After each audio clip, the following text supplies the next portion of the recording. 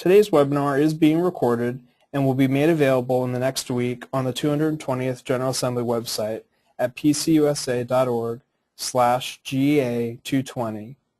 We're going to go ahead and get started. Today's panelist is Carrie Clements.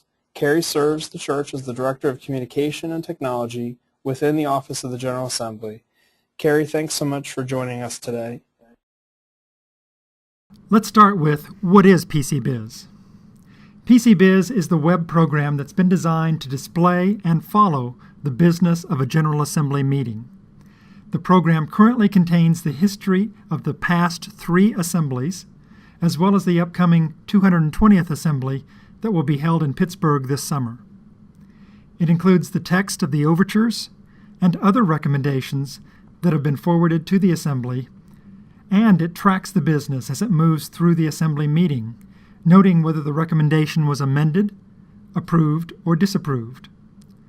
Finally, it serves as an archive or reference after the assembly is met.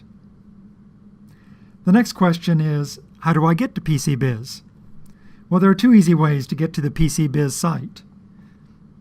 First, you can click on the big link on the 220th General Assembly page, which is pcusa.org/GA220, or you can go directly to PC-BIZ.org.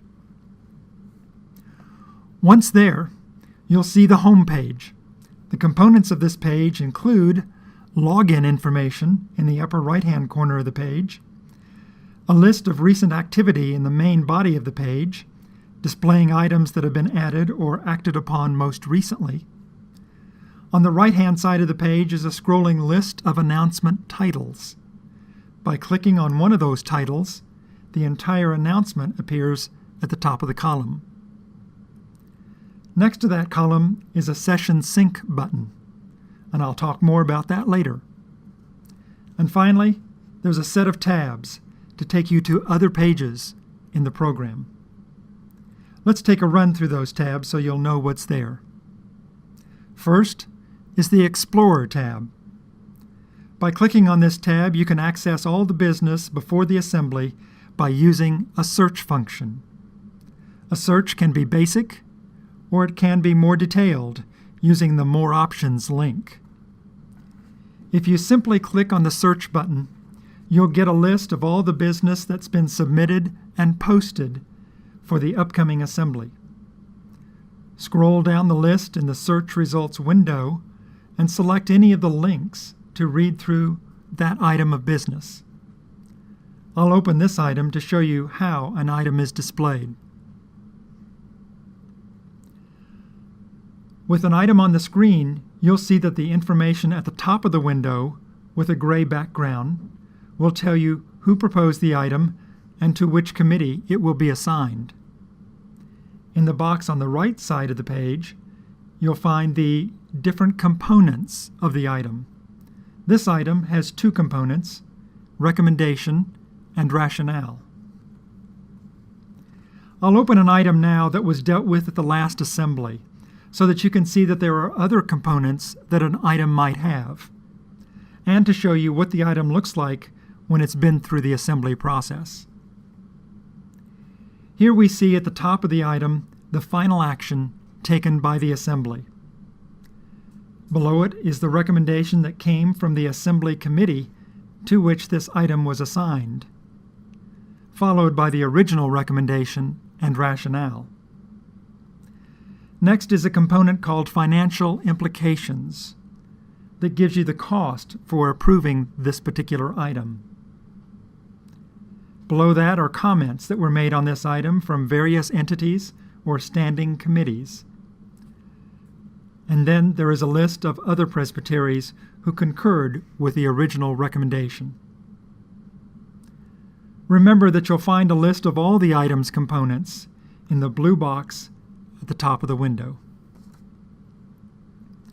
The next main tab is labeled Committees, that starts by outlining the business assigned to that assembly committee, as well as the membership of the committee schedule, and when they finish their work, the consent agenda items they'll bring to plenary. The next tab is Resources and includes documents that you may find helpful when preparing for the assembly and other reference materials, like the Book of Order, the Book of Confessions, and even documents like PC-BIZ Frequently Asked Questions. The final tab is Session Sync. Here, or by using the button on the home page, you'll have an opportunity to sync with the plenary meeting whenever it is in session. What that means is that the system will refresh your screen whenever the assembly moves to a new item of business. It means you won't have to go frantically looking for the next item of business on your own, but that the system will display the item of business currently under consideration. In addition, this feature will work in most committee meetings as well. So if you sync to a committee, you'll see your screen refresh whenever a new item of business becomes the topic of consideration. Finally, you'll notice that we've done all this without logging into the system. There are two advantages to being logged into the system. One, the ability to make notes on items as you read through them.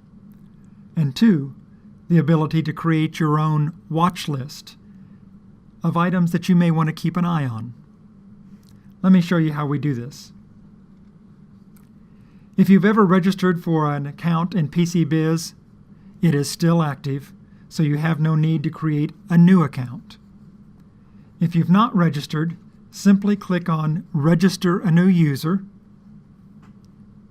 You'll simply need to complete the registration form and click on Register. You log onto the system using the fields in the upper right-hand corner of the screen.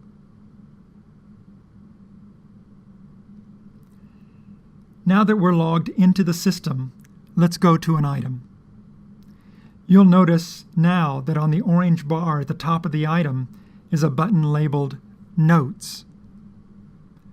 A click there will provide a space for a quick note. Then simply click on Add Note, and it's done. The next time you want to read or delete that note, click again on Notes. You'll even have the opportunity to add an additional note if you like. On the orange bar, you'll see another button labeled Printer Friendly View, where you can print that item without the graphics. The final button on the orange bar is labeled Watch This Item. Clicking it will put it on your watch list. Once clicked, it will read, Stop watching this item.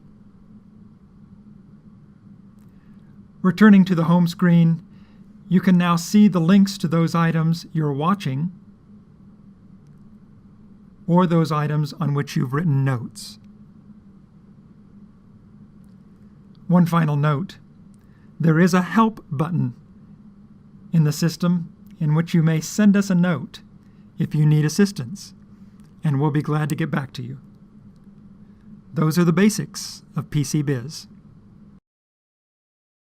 We are going to go ahead and just take a few questions that came in, and then we will wrap this up for today. The first question that came in was, I registered for PC-BIZ in the past, but my email address has changed. How do I change that? Well, we don't have an easy way for the user to do this, so your best option is for you to use the Help button that I just spoke about in PC-BIZ. Just send us a message. Let us know what your new email address is. We'll be glad to change your account accordingly, and you'll get a reply by email as soon as that's been done. All right, next question is, I know that my assembly registration number and password, but they don't seem to work in PC-BIZ. Why is that? At this point, these are two different systems. Your login credentials for one will not work for the other system. We hope you'll use PC-BIZ beyond the assembly you're attending, so try to make this system one that you'll refer to over and over, perhaps with a password that's easy to remember. All right, the next question, we had a few folks ask, can I use my iPad at the assembly to access PC-BIZ? The quick answer to this question is yes. It will work using the Safari browser on the iPad. Other tablets using Android will also work, again, depending on the browser you choose to use. I do want to add a word of caution, though, to commissioners and advisory delegates. At your desk in Plenary Hall, there will be a wired Ethernet connection provided to you. This is how you can access the intranet that we'll set up there and PC-BIZ while in plenary. Because iPads and tablets depend on a wireless system to access the intranet and PC-BIZ, we caution commissioners and advisory delegates that a laptop connected to the Ethernet wired system may prove to be a more reliable connection to the network than the wireless signal that's broadcast in Plenary Hall. In committees, you will have to rely on wireless to access the network. For all others, beyond commissioners and advisory delegates, including observers, you will use the wireless network that we set up in Plenary Hall and in committee rooms for your access. All right, the next question is, will there be any help available at the General Assembly if I have trouble accessing PC-BIZ? Absolutely. We've done this a number of times, and there will be a sizable team of volunteers and professionals there to help you, both in plenary and in committees.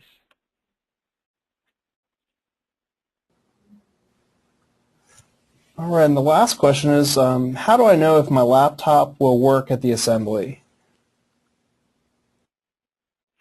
If your laptop can access PC-BIZ at home, it will work at the Assembly. But if you'd like more information about that, there are specifications for laptops in a document titled PC-BIZ Recommended and Minimum Specs under the Resources tab in PC-BIZ. All right, Carrie, thank you so much for sharing that overview with us and answering those questions. Immediately following this webinar, you'll be asked to complete a brief survey asking you about your experience of today's webinar. We encourage you to be kind, but take a moment and fill out that survey, and we'd really appreciate your feedback as we prepare for future webinars between now and the Assembly. Next week's webinar will be on Wednesday, April the 4th. It'll be about the registration process for General Assembly. Our featured presenter will be Deb Davies. You'll be receiving an email this afternoon with information about how to register for this webinar, as well as other upcoming registration tools and webinars that are coming out as the weeks in the weeks coming up. All webinars, once again, are being recorded and are available through the 220th General Assembly website at pcusa.org/GA220. And once again, thanks so much for joining us this afternoon. Have a nice day. Bye-bye.